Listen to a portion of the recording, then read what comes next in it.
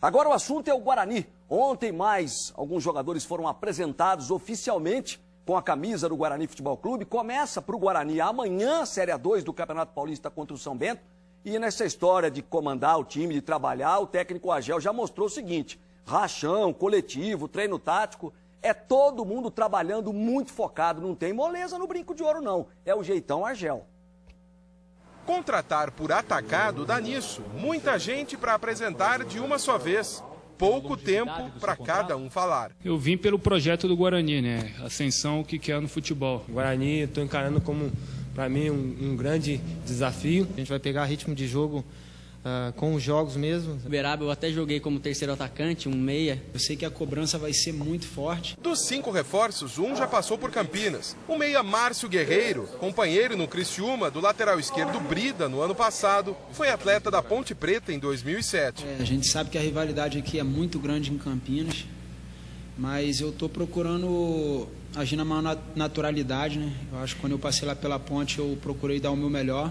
E aqui no Guarani não vai ser diferente, vou procurar trabalhar para poder dar o meu melhor também. Para completar a lista de reforços, o atacante Bruno Rangel, ex-Paysandu, o goleiro Everton, formado pelo Vila Nova, e Rafael Ipuã, que jogava no Uberaba.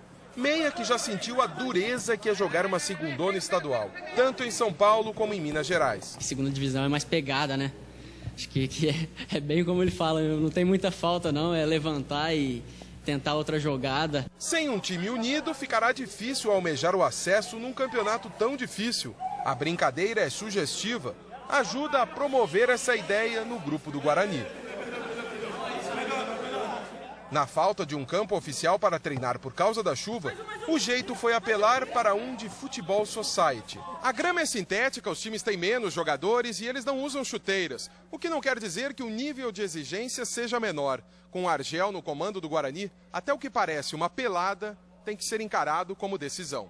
O técnico não dá trégua. Então fala um pouquinho da alegria para trabalhar. Fica no pé dos jogadores o tempo inteiro. Ele é um paizão, apesar de ter aquele jeitão dele de durão, mas quem convive com ele todo dia, ele é um cara bem legal, paizão. Então ele procura cobrar bastante da gente, mas sabe que ele está cobrando pelo nosso melhor. No Mojimirim em 2008 e no Criciúma em 2010, a cobrança deu certo. No Guarani ele repete a fórmula. Os jogadores que se preparem, o campeonato ainda nem começou. Isso aqui é para nós trabalhar com alegria, com vontade, com determinação, falando com o companheiro.